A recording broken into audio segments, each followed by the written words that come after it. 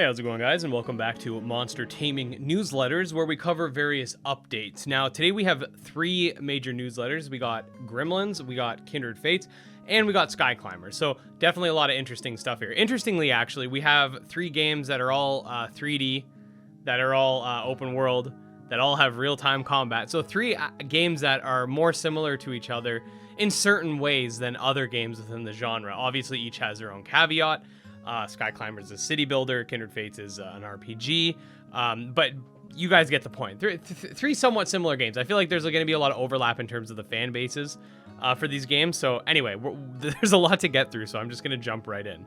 So update, prepare for combat. A huge Gremlins combat overview. Hello everyone, Pat here. Once again, we're diving into some juicy specifics about Gremlins. Last week we showed off each individual Gremlin, currently running in engine, and our design philosophy for each one. This week we wanted to begin exploring Gremlins' robust single-player combat. It will take several of these thick announcements to fully establish all of the systems that we're able to bring upon the game's completion, so this overview will be primarily about broader topics. So what's a combat like? In contrast to games in the monster taming genre, Gremlins has real-time combat, fast-paced strategy. Single-player Gremlins combat is executed by directly controlling your player character with the WASD keys for movement, while simultaneously using your other keys to select and execute commands for your other Gremlins in combat. Currently, a player can control up to 5 Gremlins. Players can't take direct control over these characters with movement keys, obviously, because there are 5 of them, and the cognitive and technical load of correctly executing all the movement would probably be way too much for any one person. So Gremlins takes your standard WASD third-person movement system you're likely already familiar with, and combines it with a point-and-click cooldown ability system, like something you might see in popular MOBAs such as League of Legends, Dota, and Heroes of Storm. Though in comparison, when you control 5 characters with this control scheme, it becomes a completely different experience. Managing all of this takes a lot of concentration and practice. Developing these skills will make you a winner of the fight. Considering this, Gremlin plays combat almost as a hybrid between a MOBA and an RTS game. Cooldown-based abilities, aiming like a MOBA, while puppeteering multiple units, similar to what you may have seen in games like Pikmin or StarCraft, that make Gremlins feel very unique from any other game. In future updates, we will explore how Gremlins will feel outside of combat, which may come as a surprise to you. As I have experienced many types of video games in the genre as I was a kid, I have developed Gremlins with tons of influences from other games and genres. Controlling your character and your Gremlins. Stand up, grab a drink, maybe a snack or two. There's a lot to cover. These topics are including selecting specific Gremlins, the actual commands you'll give them, the controls for the player character, and lastly, we have Gremlin AI that handles everything between all of the selecting, giving commands, and running around. So first up, the first part's very easy. To select a Gremlin, simply click left on it. Hovering the cursor over the Gremlin will create a white glow around them. You'll see the GIF above, which we can check out. So when you put your cursor over one of these guys, you get a glow, right? I lost my spot. Okay, you can also use the mouse wheel to scroll through your Gremlins. You can tell which one is currently selected by the green outline that will appear around them. There will also be designated keys to deselect. Wow, that was a doozy. Now the fun part. Okay, with Gremlin selected, players can click left on a visible location, and that Gremlin will move there. Give the selected Gremlin something to hit. Players can now click an enemy Gremlin or trainer and select the Gremlin to go to the target and to begin to auto-attack. Enemy units will be highlighted in red. If the target walks away, your Gremlin will chase them until they can reach and attack again, even if you two no longer have the Gremlin selected. These auto-attacks are separated into 2 categories: melee, that use the Gremlin's attack stat, and ranged projectiles that use the magic stat. The ranged basic stats are balanced by only causing half the stagger of a physical attack. What that actually means will be explained later. Players can also left-click themselves with a Gremlin selected, and that Gremlin will enter a follow state where they abandon their current objective and tail wherever you go. Your Gremlins can be commanded to use their cooldown abilities. While Gremlins may be sometimes active cooldowns, using active cooldowns themselves, if you want to, you can also control the powerful abilities. Pressing Q will activate the Gremlin's first cooldown, and E activates the second one, etc. Depending on the ability being used, Gremlins can go into aiming state where so skill shots, basically. Okay, very interesting. Yeah, so you basically have a skill shot. You hold down Q, let's say. It'll show like a little arrow, and then you can launch the attack. You can mount certain gremlins too. Press R to jump on their backs and control the movement of the gremlin directly. This is a huge feature of the game that we won't delve fully into just yet, as it deserves its own update later. Though we can say that while mounted, in addition to controlling a gremlin's Q and E cooldown abilities, pressing the shift activates movements abilities, and the space performs gremlin's basic attack. Shift activates dodge for unmounted and selected gremlins. The direction of the dodge is determined by where the mouse is pointed relative to said gremlin. We have a lot of ideas currently in development to give the player characters unique abilities as well. As of right now, we're not ready to expand on that until it's a bit more robust. There are 2 ways to command multiple gremlins. This helps to provide some tools for controlling the heavy cognitive load of gremlin combat. Currently, you can middle click an enemy gremlin or trainer in order to have all your gremlins charge at that one target. That's pretty cool. Down here, you can also click F on the keyboard to have all your gremlins return to their follow state. In the future, this may be an auto attack button that will have a gremlin choose a preferred target itself and begin chasing and attacking it. This would help players quickly assign gremlins a role in more hectic situations. What a gremlin's AI does without them being explicitly commanded can be planned ahead of time and adjusted. These AI behaviors won't override the player's command in real time. Okay, we're almost done. Kinda. We finished talking about the current control scheme, and while we're satisfied with the current controls, we have a lot we'd like to add, and much of which we've established is subject to change. How do you win in combat? In Gremlins combat, the fight is won by giving the enemies, making the enemy's health 0. Fainting enemy gremlins doesn't grant points or a way to directly win, but oftentimes does externally. Oh, so you actually have to knock out the enemy trainer. So technically speaking, you could beat someone without actually knocking out any of their monsters, right? So knocking out their monsters will help you because then you'll be able to overwhelm your enemy, but will not necessarily net you the win. If you're really clutch, you can pull out a win with 1 monster against 5 if you can go for that enemy trainer. Very interesting. I like it. That's really cool. Because of the win condition is just bringing the enemy's health to 0, I made it so gremlins will always heal over time and get back even after fainting. A gremlin obviously faints when the health goes to 0, but heals back up slower while fainted. So defeated, yeah, so it's sort of like when your buddy dies in like Call of Duty Blackout and you have to revive them, just without the reviving. So they just kind of sit there for a while, they'll have a bar that goes up and then maybe they start moving again.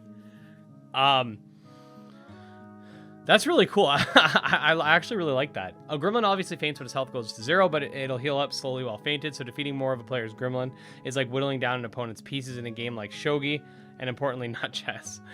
This is because any piece in gremlin defeated in these games is only temporarily out of the fight, allowing more opportunity and tempo to the winning player to defeat the king, or in the case of gremlins, and the trainer. The dynamic completely changes the usefulness of different types of abilities. Because of this, some gremlin will be designated as good assassins, ranged or melee, and they will be best used to chase or deal damage to the enemy trainer specifically, while their speed and damage attempting to bypass the enemy's defending gremlins. Some gremlins will be made to be strong guardians who you keep near the trainer to protect them. A lot of abilities will be centered around exploiting or protecting your trainer, and a lot of positioning because of this win condition in the game. Pre-programmed gremlin behavior. As an important feature I added recently was a way for players to control gremlin behavior in terms of what the AI should do in a variety of situations, and it changes the amount of strategy players can control with their gremlins and their roles in combat. In the project's code, I call this gremlin behavior tactic. Things are controlled by the player through this behavior tactic interface. So it says these are the few things that it controls. How does a gremlin decide what it wants to target? What does a gremlin do after receiving different types of damage? What does a gremlin do once it perceives an enemy? What does a gremlin do after fainting another gremlin? Should this gremlin use cooldowns at times it thinks it's good? Should this gremlin ignore all follow or attack commands? What should this gremlin do after using cooldown 1 or 2? What should this gremlin do after arriving to an ordered position on the ground? And this system offers a few more nuances of control over the AI behavior. With this system, I also included a roles system that players can select a preset role like bruiser or ranged assassin, and the behavior tactics that combine to make that role in terms of AI behavior will become more automatically selected. This helps simplify all of the options for players that don't want to go as deep into the strategy of planning all this out. How does mounting work with this? We mentioned a lot about mounting earlier, but I think it's necessary a bit of information for this update. While a trainer is mounted, they themselves take no damage, and instead the Gremlin they're on takes all the damage. This creates an interesting way for players to keep their king, quote-unquote, safe until a specific monster is defeated. It basically adds one more protect the king layer to the initial one. What is interesting enough is how much control a player has over a mounted Gremlin. Players can mount a Gremlin's basic attack. Can activate a Gremlin's basic attack of relying on timing and pathing of auto attacks. They also gain access to the monster's movement abilities within combat. All of this means that you can choose a very tanky slow mount if you're concerned about your trainer surviving from the enemy's assassins, or you could get or you could use the fine control you get over that Gremlin to help your advantage to make your unit really effective assassin with better positioning to help you defeat the enemy trainer faster. When a Gremlin faints, the trainer is obviously bucked off. A trainer cannot mount a Gremlin after combat has already started, so if your mounted Gremlin loses its whole health pool, you lose that security and control of having that mount for the rest of the fight. Even so, players are certainly at a decent advantage with having a mount in battle, but it's worth noting that a mounted Gremlin also means that you technically have 5 instead of what could be 6 units on the battlefield attacking and using cooldowns. But the control, safety, and special abilities will be balanced to be oftentimes worth it for you if you do have a mount. Affinity and stats. The elements are important to this game, combat Gremlins included. In a future update, we will explain the affinity system in depth, discussing the advantages, weaknesses, as well as how Gremlins' stats affect their offensive defense. There you have it, a big whopping general overview of combat and basically sort of conclusion. So yeah, the combat seems very interesting. There's going to be a lot that goes into it because unlike games like let's say Kindred Fates, where you take control of one monster, or Skyclimbers, which we're going to talk about in a bit too, where you have control over a player and you have a companion monster. This game's like, nah, you got to take control of your player and all your monsters, and there's going to be different caveats to that. Like, you're going to have AI assisting you. It's really interesting. The combination between RTS and MOBA. I'm definitely going to like to see how this turns out. Anyways, we're going to head over to the Kindred Fates newsletter now. This time for April 23rd, which was yesterday. At the time you guys are watching this, that's yesterday. It's today for me. Anyway. Combat Arena Alpha. We finalized and pushed out the first pass of our new combat UI. Those who've played the game recently will notice that the ability bar and team list have been updated, and the stamina indicator now sits above the ability bar. The party modes, Kaiju, Sumo, and Toy Box from the April Fool updates have been removed for now. Fear not, this won't be the last time you see them. And when you continue to enter private matches with the time of day and weather modes. Cool. We've been working hard to get the training area up and running. One of our main focuses for the past few weeks has been implementing character-specific combat AI. We started with Slifer and Lumala, and at the moment, they're scary strong. Single player. The writers took some time away from their other tasks to focus on building out important ideas for the single player side of the game. It was really productive in the last couple days, and they came out with some really exciting material. We've been developing and implementing a lot of UI specific to the single player, and here is the UI for the map, inventory, missions, and team screens example. Here's a peek at one of our work in progresses. Looks very nice. I'm really, on a side note, I am really excited for the single player. We've continued making progress on adding models and refining the terrain for the open world. This includes planting the world's forests, carving out rivers, and shaping and towering mountains for the player to explore. The AI that we've been working on has also been a fixture in our single player progress. We're working on getting Lumala's AI to the point where they can move and attack together as a herd. A lone Lumala in a field might not pose any trouble for your team, but taking on a herd is a different matter entirely. Once we've got this working for Lumala, we'll start to implement similar behaviors for other groups of kinfolk you encounter in the wild. Community. Some of the members of the Sky Mill Studios have been virtually attending the East Coast Gaming Convention. We've met some really cool people and learned a lot. Kindred Talks 10, Saturday, May 1st at 3 p.m. EST. Rob and Andrew will be playing some matches of the Alpha while answering live questions and talking about the state of the game and moving forward. And then we got Chill with the Devs 8 on Saturday, May 15th.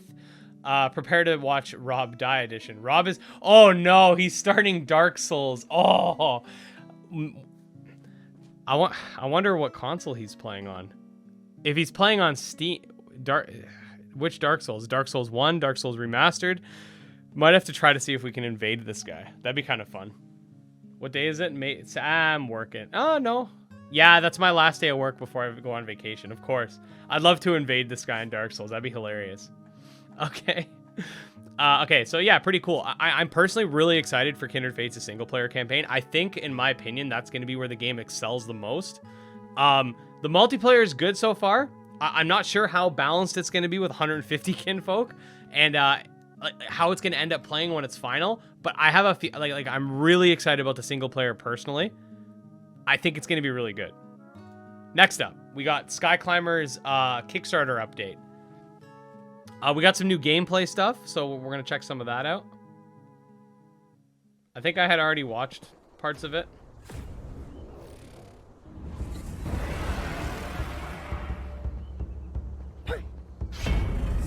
Oh, yeah.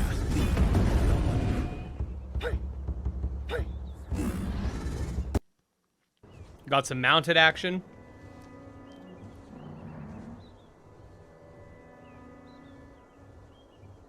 There's a thick dinosaur in the background there earlier. And we got more from this Thunderjaw-esque mod.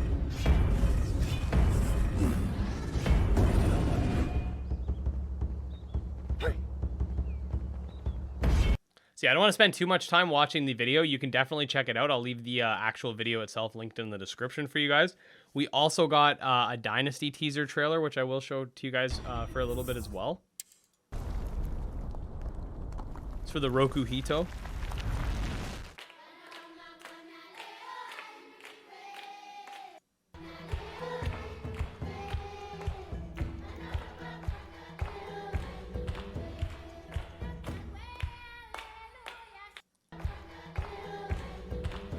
So I know Skyclimbers take some inspiration from Horizon Zero Dawn, which, by the way, let me know in the comments. Okay, Horizon Zero Dawn, I wouldn't necessarily say it's a full-on monster tamer, but it's definitely a game with monster taming elements. You can take control of the various robots and stuff like that, and have them work as companions. So let me know what you guys think about Horizon Zero Dawn. You think that's a monster taming game, or a game with monster taming elements, or a monster taming game? Let me know what you think. When the second one comes out, I could definitely see us covering it on the channel, because even if it's not a full monster tamer, it's definitely a Mon Light.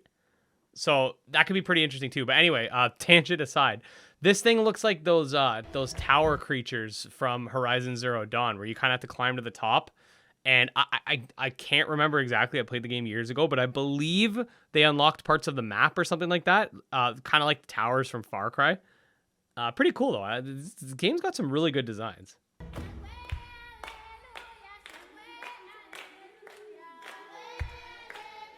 Alligator Mon, pretty sick. Shouldn't call them Mons, they're Sentius. Got more mounting. And just some cool stuff overall. Like, as usual, the game looks visually amazing. So what else is new on that? Okay, so team update. Our company has quickly expanded over the last few weeks, and we're adding 10 new team members. So first of all, they got It's Tom, who's also another YouTuber. You guys can definitely check him out. He's a pretty cool guy. Does some really good Skyclimbers content. Meeps the Wandering Kami, which concept artist. We got Saria. I'm going to pronounce some of these wrong, and I apologize. Akiniko. We got Bisloba, who's just amazing. She designed my avatar, if you guys didn't know. She's a really good artist. Leon Cromwell, environment artist. Corgi, graphic designer. A loaf of bread. That's awesome. 3D artist. Ketty Bogan. Sorry if I pronounced that incorrectly. 3D artist. We got Lornex, character artist. Athena Emblem, character artist. Snaps is pretty funny. What's up, Snaps, if you're watching? 3D artist. And Daisuke Kage, 3D artist. Team members are coming from around the world to make something incredible together. Oh, for sure. So this newsletter is more of like a showcase necessarily than a lot of text. Like, it's mostly just screenshots and videos, but definitely worth showing. Like, some of these visuals are just really nice. I really like this area. It sort of reminds me of like ancient Egypt. We got Foryoku stuff. This dragon is sick. I like the dragon. Look, you can see the guys riding him. Some environment pictures, really nice. We got the Draconian. We've seen this dragon before. Pre-alpha. Once we wrap things, some of the remaining tasks, we can complete the Dynasty showcase. We can ship around 2. We do apologize for the delay. Scaling up our company was no small task, but now we feel ready to go at full force. I'm definitely really excited for the pre-alpha. I know we're going to have a lot of fun playing it. It's going to be awesome. Fulfillment. Plushie production continues with our next Sentius design prototype for Rykit. 3D printing infrastructure is ready to scale now with 3D industrial grade tables for stability. We also invested in multicolor printing accessory that allows us to produce realistic full color models. That's cool.